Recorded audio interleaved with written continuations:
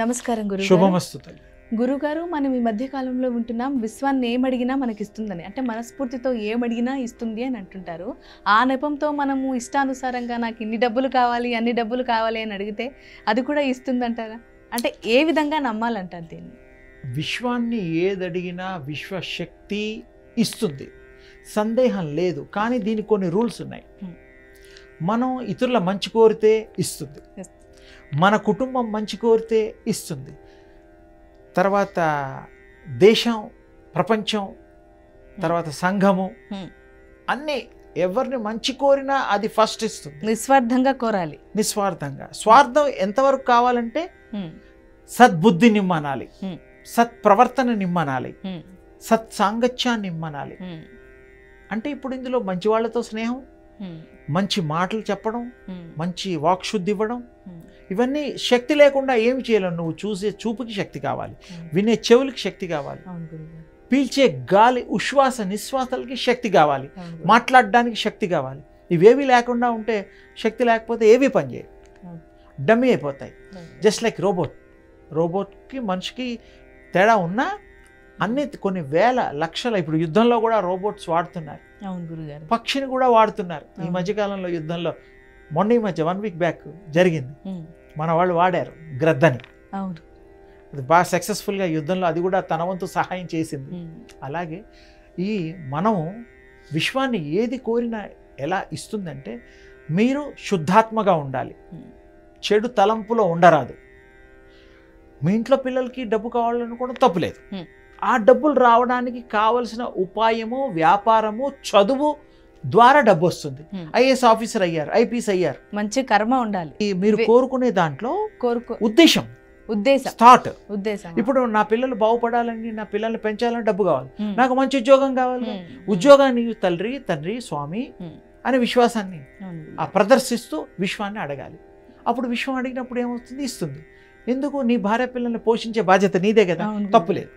దానికి కారణం మంచి చదువు కావాలి, మంచి చదువు అయితేనే ఉద్యోగం వస్తుంది. ఏదో అత్యవసర మార్కులతో ఉద్యోగం అంటే చాలని జీతం వస్తుంది కానీ డబ్బులు రావు, అంటే సరిపోవు. అలాగే నీకు మంచి టెక్నికల్గా ఉంటే వ్యాపారం, ఫ్యాక్టరీలు, ఇంజనీర్ కావడం, ఇలాంటివి. అంటే ఏమిటి? ఈ యొక్క విశ్వాన్ని అడగడం వల్ల నీకు ఆ మంచి ప్రేరణ, మంచి ఉద్దేశము, మంచి భావన ప్రకటితమై ఆ విశ్వానికి కనెక్ట్ అయ్యి నీకు ఇస్తుంది. అంతేగాని నాకు పక్కవాడు చనిపోవాలి, వేరేవాడుకి ఏదో అయిపోవాలి, దుష్టబుద్ధితో మనం చెడు గనక కోరుకుంటే అది అవ్వకపోగా మనకి చెడు జరుగుతుంది. ఎందుకు? మనకి మంచి జరగడానికి ఆస్కారం ఏది? నువ్వు మంచి హృదయమే లేదు కదా. నువ్వు మంచి కోరుకో, మంచి కోరుకుంటే మంచి జరుగుతుంది, చెడు కోరుకుంటే చెడు జరుగుతుంది. చెడు కూడా ఎలా జరుగుతుంది అంటే, దానివల్ల ఇతరుల కంటే ఎక్కువ మనకే. ఎందుకంటే కోరుకునే తప్పు, ఇతరులకి మంచి కోరడం మెప్పు. వేరే వాళ్ళు బాగుంటే మనకి రేపొద్దున ఓ పూట అన్నం పెట్టినా పెట్టకపోయినా మర్యాదగా మాట్లాడినా డబ్బు సాయం ఏదైనా చేయొచ్చు. వాడు ఎప్పుడు వాడు కూడా బాగుంటే, వాడు బాగాలేదు, ఎవరు బాగాలేరు, మనం ఒక్కరమే బాగున్నాం అనుకో, ఎవరికి పెట్టే పిసినారితనం ఉందనుకో, అప్పుడు కష్టం కదా. మనం పెట్టే గుణం ఉండాలి, దాతృత్వం ఉండాలి, దానగుణం ఉండాలి. మనిషి అన్న తర్వాత మనకే కాదు అందరికీ సమానంగా అందరికీ ఇవ్వాలి. అర్హత ఉంది, మనం అన్ని పట్టుకుపోం కదా.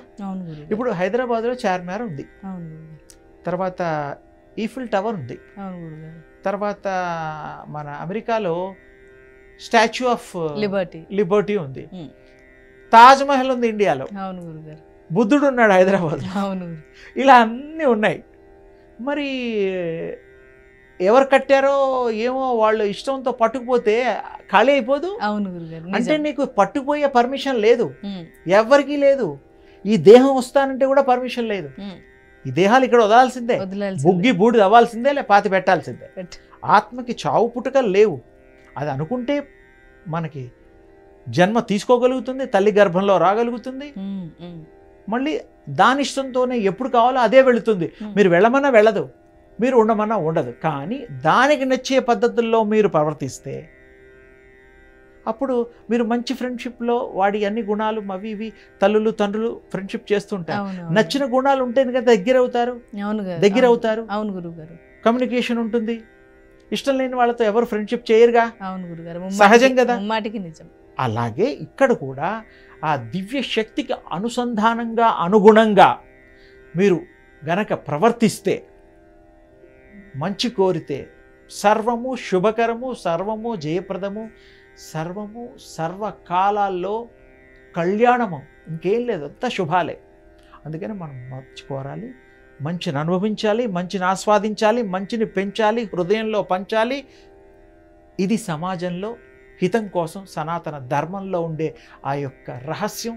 అందరి మంచి కోరడమే ధర్మం అంటే. అది చెడు చేసే ధర్మం లేదు ఎక్కడ ఏ చరిత్రలోనూ చెడు ధర్మం అంటూ కూడా లేదు. బుద్ధి ఉంది, చెడు బుద్ధి ఉంది. ఆ బుద్ధిని తీసేస్తే మంచి అవుతుంది, మంచి బుద్ధి అవుతుంది. అందుకని మనం మంచి కోరదాం, మంచి పనులు చేద్దాం. 1 లక్ష అడగకు, ప్రపంచం అంతా సరిపడే సంపదను అడుగు దేవుణ్ణి. అందరూ బాగుపడాలి కదా. అందులో నువ్వు ఉన్నావు కదా, అందట్లో మీరుంటారు. సమాజంలో అందట్లో మనం ఉంటేనే అందరూ బాగుండాలి, అందులో నేను ఉండాలి, మీరు నానుడి. అలాగే అది కోరుకోవాలి. అప్పుడు చెడు అనేటువంటిది పొరపాటు కూడా మనకు కూడా రాదు. క్యారీ ఎప్పుడు ఆ యొక్క మంచి థాట్ని క్యారీ చేయాలి. దేవుళ్ళు కూడా మనకి అనుగ్రహించేది ఆ థాట్ అంటే ఇంకో విషయం చెప్తా. బ్రహ్మ సంకల్పంతో ఈ భూమి పుట్టింది, మనో సంకల్పంతోనే మన మనుగడ ఏర్పడుతుంది. నువ్వు మంచి ఆలోచిస్తే మంచిగా జరుగుతుంది. చెడు ఎప్పటికైనా ఉపయోగం లేదు. మనం బాగుంటాం, సంఘం బాగుంటుంది, ప్రతి వాడికి మంచి జరుగుతుంది. ఇందులో మీరు థాట్ క్యారింగ్ ఇంపార్టెంట్. మంచి థాట్, మంచి ఉద్దేశము, మంచి బుద్ధి బాగుండాలి. ఇతరులకి చెడు చేసేది ఎప్పుడు కూడా టెంపరీగా బాగుండొచ్చు, చెడు కోరుకోరాదు, తప్పు. విశ్వం మెచ్చదు. ఆ నిమిషానికి మనకి అంతా బాగానే జరిగింది అని అనిపించినా కూడా దాని రిజల్ట్ అది చూపిస్తుంది అంతే. అందుకని మనం మంచి చేస్తే, మీరు విశ్వాన్ని డబ్బులు అడిగారు, ఏది అడిగినా ఇస్తుంది. డబ్బులేమిటి, మంచి ఉద్యోగం ఇస్తుంది, మంచి భార్య పిల్లల్ని ఇస్తుంది, మంచి ఇల్లు ఇస్తుంది. ఇల్లు అంటే అదే మంచి, అది చేయడానికి కావలసిన పనిముట్లు, ఉద్యోగం, సద్యోగం, వ్యాపారం, ఇలాంటివి ఇచ్చి ఆ ద్వారా సంపాదించేటట్టు దారి చూపుతుంది. మరి చదువుకోకుండా డబ్బు సంపాదించే వాళ్ళు ఉండొచ్చు, కాదండలేదు. కానీ భగవంతుడు కోరుకుంటే భగవంతుడు ప్రసాదించే దానికి మీరు అర్హత, మీ గుణాలు, మంచితనం. తప్పకుండా విశ్వం ఏది అడిగినా ఇస్తుందమ్మా.